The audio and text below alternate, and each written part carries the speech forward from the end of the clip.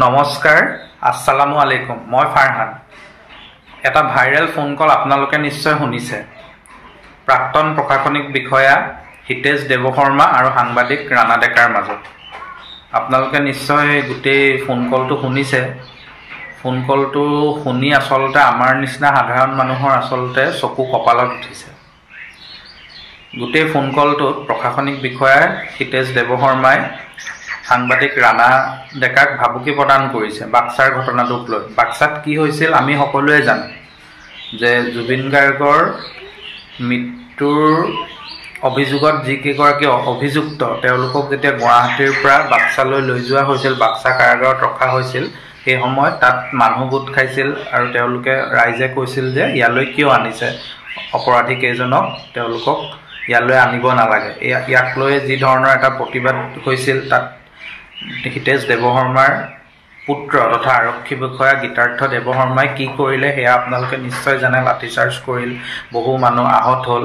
যদি সেই ঘটনাটোত বাক্সাৰ ঘটনাটোত কোনোবাই যদি প্ৰতিবাদ কৰোঁতে যদি হিংসাৰ আশ্ৰয় লৈছিল, তেওঁলোকক আৰক্ষীয়ে গ্ৰেপ্তাৰ কৰক। কিন্তু তেওঁ অতৰ্কিতে গীতাৰ্থ দেৱশৰ্মাই যেনেকৈ লাঠিচাৰ্জ কৰিলে, তাত সাধাৰণ মানুহো আছিল যিসকলৰ কোনো ভুল নাছিল, তেওঁলোকে কেৱল প্ৰতিবাদ কৰিবলৈ আহিছিল, তেওঁলোকক মাৰধৰ কৰিলে।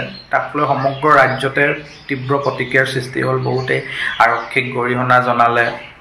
এই ঘটনাখিনি হৈ গ'ল। গতিকে বাক্সাৰ ঘটনাটোক লৈ যিহেতু সাংবাদিকৰ কাম হ'ল, তেওঁলোকে যেতিয়া কিবা ঘটনা এটা ঘটে তেতিয়া সেয়া ৰাইজক জনোৱাটো সাংবাদিকৰ দায়িত্ব। গণতন্ত্ৰৰ চতুৰ্থ স্তম্ভৰ হিচাপে সংবাদ মাধ্যমে নিজৰ কাম কৰিবই।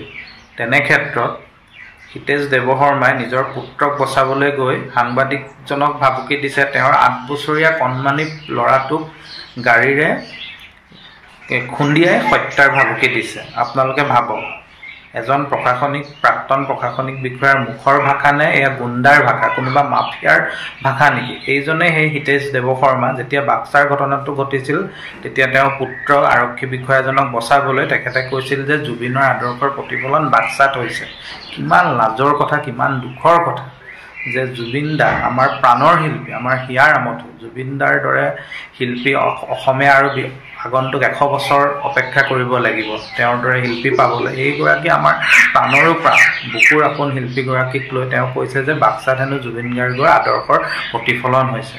এজন মানুহ মৃত্যু হৈছে, 15 লাখ মানুহ তেওঁৰ শেষ যাত্ৰাত সমবেত হৈছিল। এইগৰাকী মহান শিল্পীক শ্ৰদ্ধা জনাই আমি সকলোৱে কান্দি আছোঁ। আজি 2 মাহ পাৰ হৈ গ'ল, তেওঁ ন্যায় পোৱা নাই। আৰু তেনে ক্ষেত্ৰত ফেচবুকত হিতেশ দেৱশৰ্মাই পোষ্ট দিছিলে মাত্ৰ পুত্ৰক বচাবৰ কাৰণে যে জুবিন গাৰ্গৰ আদৰ্শৰ মানুহে বোলে তাত উৎপাত কৰিছিল, বাক্সাত আৰক্ষীক প্ৰহাৰ কৰিছিল। এইগৰাকী হিতেশ দেৱশৰ্মা আপোনালোকে নিশ্চয় জানে যে NRCৰ সমন্বয়ক হিচাপে কাম কৰিছিল।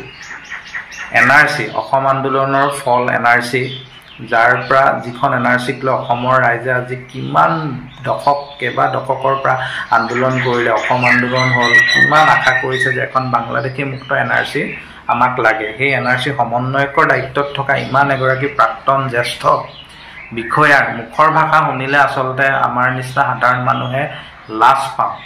আমিতো প্ৰশাসনিক বিষয়া নহয়, আমি সাধাৰণ মানুহ। কিন্তু তেখেতৰ যি মুখৰ ভাষা, কালি যি ফোন ৰেকৰ্ডিং শুনিলোঁ, যেনেকৈ তেওঁ সাংবাদিকক ব্যৱহাৰ কৰিছে, এইটো আচলতে গৰিহণা দিবলৈ ভাষা নাই। এনেকুৱা বিষয়াৰ বাবে আজি অসমখন পিছ পৰি আছে। এনেকুৱা বিষয়াৰ বাবে আচলতে মানুহে স্বাধীনভাৱে কাম কৰিব পৰা নাই।